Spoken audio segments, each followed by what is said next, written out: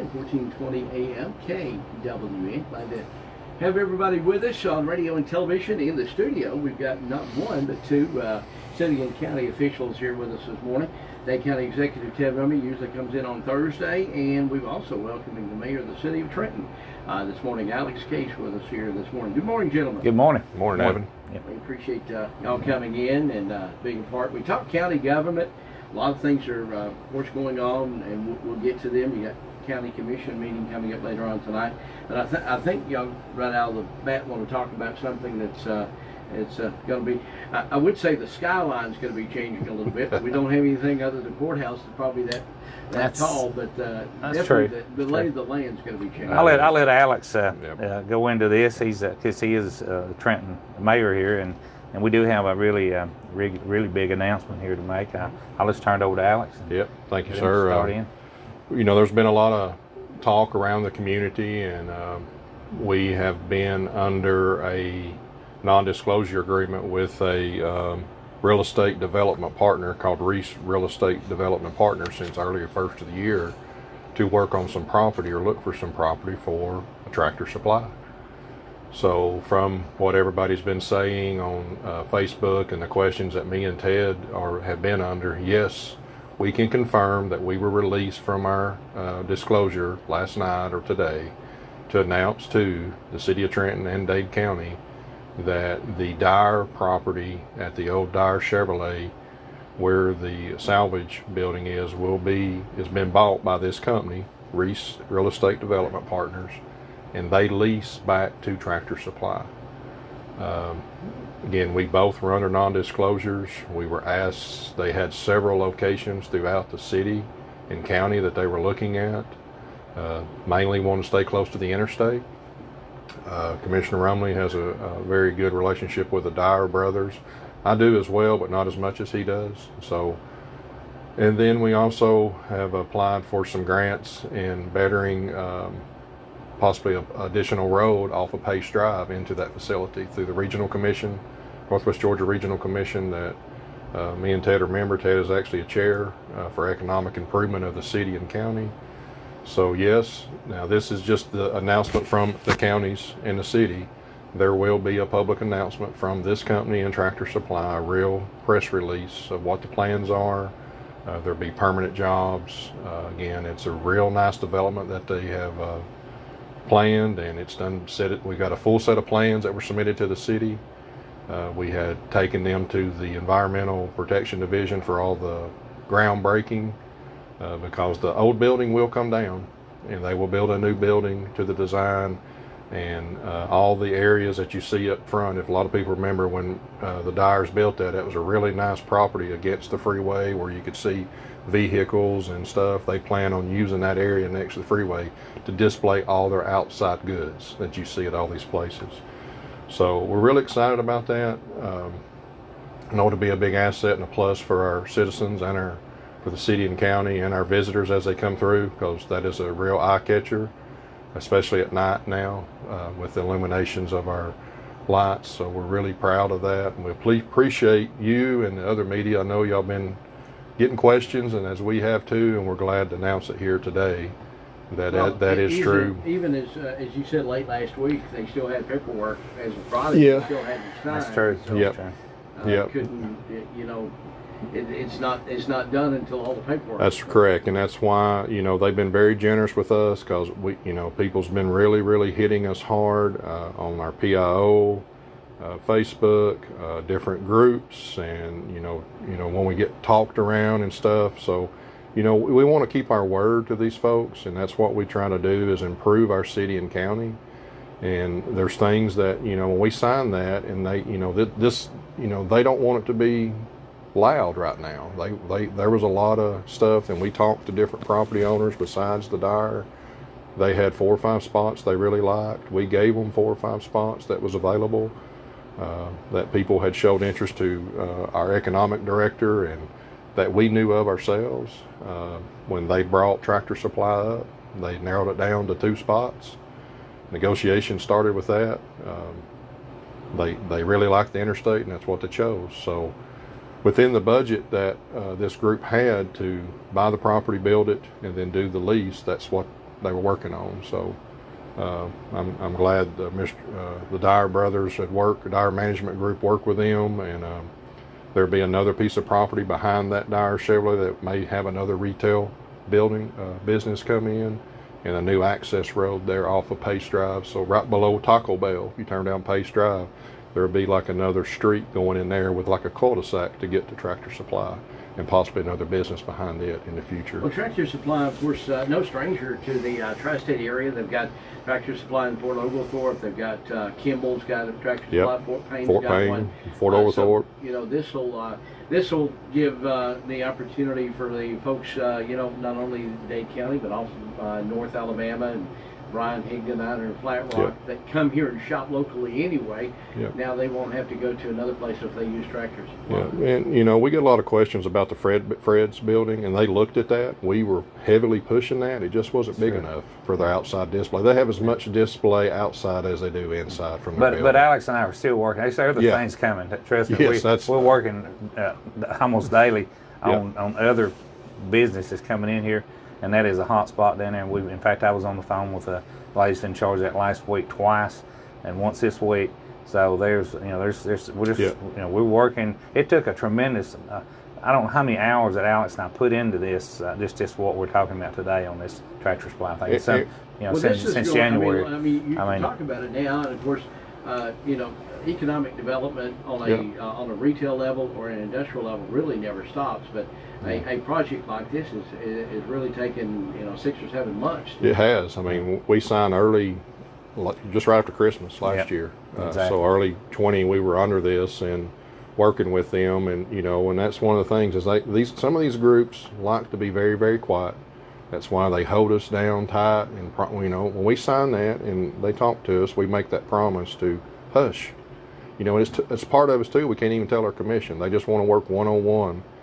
So I asked them about bringing Ted in because just some things that we could do, and we did. And so that's just the way we work, and we're always doing that. Just like the Fred's building Ted's talked about. We'll get a call from a group, and we talk to them. We have data we can give them that people visits, and we talk about our neighboring Alabama counties that people get off at Trenton to go to Jackson and DeKalb County. We have data that shows that they shop in Trenton a lot. Trenton is their town, where we feel some of us, Chattanooga is our metro city. Well, I've always said, y'all have heard me say this, is the fact that when you ask somebody, Brian Higdon out there in Flat Rock, when they're going to town, they mean Trenton. When you ask somebody in Trenton, if they're going to town, they mean Chattanooga. That's right. And a lot of people up there call that Trenton Mountain. It's true. We get calls, well, I was coming down Trenton Mountain, or I'm going up Trenton Mountain. Especially in wintertime when the snow hits, you know. So, I mean, we have that data from a time, I think IDA, the county and city worked with a group to use data where people's phones were located, where they buy groceries. They looked at Ingalls, they looked at Food City, they looked at Food Outlet, and they look at Advance. You know, a lot of it's these apps you purchase, and, you know, shares your location where you're at, or how was your dinner at Jefferson's, or how was your shopping at Advance and stuff like that from your Google Maps and stuff. That data is just saying, hey, this person at this zip code shopped here in this amount of time, and that's data that we give these folks, and that's what we're doing. Don't understand when you buy a phone and you accept the terms. You accept that. Yes, you do. You know, a lot of people say, well, they shouldn't know where I'm at. Well, I mean, you buy a phone from somebody, and when you accept that user, or it says accept this or whatever, all the fine print that comes with it. That is, yep. So we're very excited. Again, official press release will be coming soon. You know, that's what the manager that we've been working with this group. You know, we'll bring that together as a group and let y'all know. But legally, we can say now that yes, it's happening, and we're very excited about it. And it's just teamwork with our groups here to make things happen. And you mentioned something about the lighting. I think the lighting is, there's not been a lot really brought out about that over the years, but that has made such an improvement at night. And the surveys will tell you that, you know, upwards to 30% more people feel safe and they'll get off at an exit that's lit.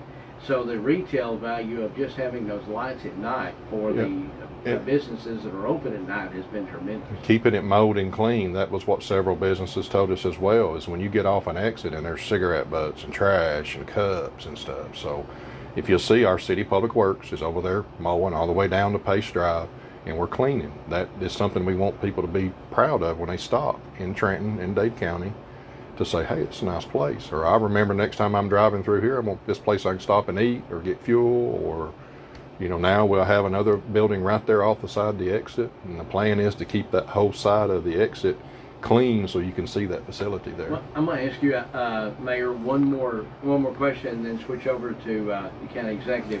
What is the time frame, to the best of your ability, for the shelters? The shelters. Yeah, the shelters. The time frame on the community shelters. We'll be talking about that tonight. Our RFP come back last Thursday and present to the commission tonight where we are. We had 2 developers or companies bid. One of them dropped out right at the last. So once we're okay tonight and the commission's good with it, and GEMA and FEMA's looked at the stuff we've seen as well, I've had to send the information in about the person backing out. We only had 2. We had to show the Georgia procurement posts we had to put out, and on our website, the county website. Once they're good with that and they're good for us to go, we can issue a PO for the buildings. Once the buildings are set, then they can give us a time frame. But we're going to be working ahead on the site work now. After paving is done, Ted will talk about that. We're going to use our public works to do the paving and leveling and stuff. So we'll have more on that in a time frame once they give us a project deadline of where we are. I want to also say tonight is our public hearing for millage for the city of Trenton at 6 o'clock. So if you want to come talk about the budget and the millage tonight at 6 o'clock, City Hall. And that's at 6 o'clock at the same time that the county is having their county commission tonight. And Commissioner, you're also having a public hearing right before that. We're having 15 minutes before we're having an abandonment hearing on the Lifestyle Lane up at the hospital going into the Seventh-day Adventist campus up there. And they've asked, we talked about that the last couple of meetings, and this will be a public hearing if anyone's got anything to say about it or whatever, so we'll be on it. But that'll just last a few minutes. It's just a procedure that we have to go through to legally do that, to turn it back over to them. So, but other than that, we've got. Of course, this is big news what we've been talking about. But as Alex said, we hope to get started on our paving before too long, as far as the roads that we're going to pave through the summer. I mentioned that in the last few weeks, but and we are going to take. We're going to do all the grade work and all the work that we possibly can on our storm shelters. When we finish our paving, we try to go right into that. And of course, County Road 6 will be working on that. So we've got a lot to do. It's going to be a busy fall, and it's going to be a busy winter. And hopefully we'll be through with the lake here before too long. It's going real well. The weather's working with us. The piping people should be finished by the next week with that, and should be forming the box cover. It won't take too long to do the cover and all. So that's going real well. Alex is holding up the census. I forgot to mention it. Am I forgetting something? But we. I know. But tonight's meeting, we've got pretty much standard stuff on the agenda. We will have Spencer Hogg from over at the JDA. He's going to give us a little update on what the JDA is doing for Dade County and what they've done in the past, year for us. He'll be there. He'll also be on a report today, right here at 3 o'clock. Our update, which we got several people on that. If you can tune into that 3 o'clock. At 3 o'clock, we have several people that's going to talk today on that. Be very informative. Don't forget the barbecue and rising fund. Every year, I've been doing this for 15 years, I guess, or 20 years. Mr. House, Alec House, started helping down there and doing it. Got this going kind of with Mr. Woodyard, Slew Woodyard, and all. And it's a benefit for our fire and rescue, and it'll be at 12 o'clock. And that's their big fundraiser of the year. It is. It's their biggest. That's their big fundraiser for the year. And they start at 12, and then they serve till they run out of food. So it could last several hours. So. Now, and it's always good. They really do a good job. Have chicken and pork. Chicken and pork, yeah. Yeah, and it's really worth it, But try to do that. Our census, we're at 52.7%. Alex has been kind of holding that in Dade County, so that is up from the last week or two. And there is folks that are going around the homes. They are visiting. That's just, so don't be surprised, you know. The only thing that I might add here, guys, we need to be good citizens, because I do know that, you know, not everybody accepts them and talks nicely to them. I'll put it that way. You talking about the census people? Yeah. Well, they feel like they're their privacy. Some people But feel guess like what? They're local people they that are. just happen to work for the census. They are, and it feels like they're being kind of intrusive. You know, knocking on the door, maybe on a Saturday or something. You know, you can say one, but you just need to understand they're just trying to do their job. They're very well marked with the U.S. Census of vests. And it's very important. You know, it's just very important. Exactly. And it's a constitutional requirement. That's right. Well, it is. It's not something that's just made up. It's something very critical, and it is a constitutional. It's a requirement. You know. So let me ask you something real quick before we go, because I just noticed this with the we've got the agenda for tonight, and it says amendment to the ordinance for the alcohol beverage for FBI and GBI recommendations. Yeah, that's something they've been working with Patty about. And there's some little glitches in there. I reckon the GBI is deeply involved, like on what do you call it? The audit. Background. It's the GCIC audit that they just went through. They done the city and county about the same time, and we're both making sure things are done. And it's just probably some amendments to the way it works, because next week they will be here doing the county 911 and the city PD on our regular GCIC information we use. We've been working for the last few months with the tax and all doing that. So it's their bi-yearly thing they come in and do for everybody, because the county has a NC or a number for all the beverages, just like the city does, and then we have another one for court and another one for PD. So there's 3 numbers that actually is under the city of Trenton. And a lot of people don't know that the servers are actually, they have to be bonded, and they have to be fingerprint. I mean, you know, there's a lot of stuff that goes into that. And a lot of it is the security through our Dade network and city network back to the servers at the state now through LIMS JX and stuff. Even probate, magistrate, superior court, and DA have their own numbers as well. Okay. So, and it is serious, because you know it's privacy. You know, it's actually. You know, people don't realize. Well, somebody asked me, "What's the GBI got to do with our beer board or our alcohol board?" You know, well, it is. I mean, when you apply, there's a lot to getting a license, and they do background checks not only on you, the owner, but all your employees. You know, everybody that pours or serves, anybody that pours or serves or sells. You know, so it's a big deal. You know, have to be ID'd through the agency. That's right. We've got a couple of minutes here. If you want to wrap things up, just tell us how they can get in touch with you. And Commissioner, we'll start with you first. My cell number is 423-667-8999, and most of you know that number. If not, Carrie can go online. It's online. It's actually our office number is 706-657-4625. I do answer my phone, as most of you know, out there 7 days a week. So if we can be of service to you, call. And I don't have the answer, I'll get you an answer very quickly. All of our commissioners are that way. Their numbers are very easy to find on our website. So, Mayor Case? Yep. Alex Case, 423-718-2111. Also, TrentonGA.gov. All the commissioners' emails are there to be able to get to, or City Hall is 706-657-4167. Do remind, we are doing some reconstruction in the main entrance, and so please be cautious with us and patient with us if you're there and it's closed temporarily, but you'll see a different look here in a few more weeks at our entrance for the City Hall. And also, I want to add too, we are, you know, at our meetings from now on, we are doing social distancing in our meetings. Yes.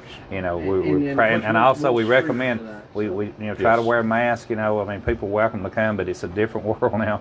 I mean, especially with our numbers. You know, our numbers are going up, and you know, so just try to remember that you're welcome to come, but we will only be able to seat a certain amount in our meeting room. So don't get mad if you come and you have to maybe stand out in the hall and listen. We'll accommodate everybody we can. Okay.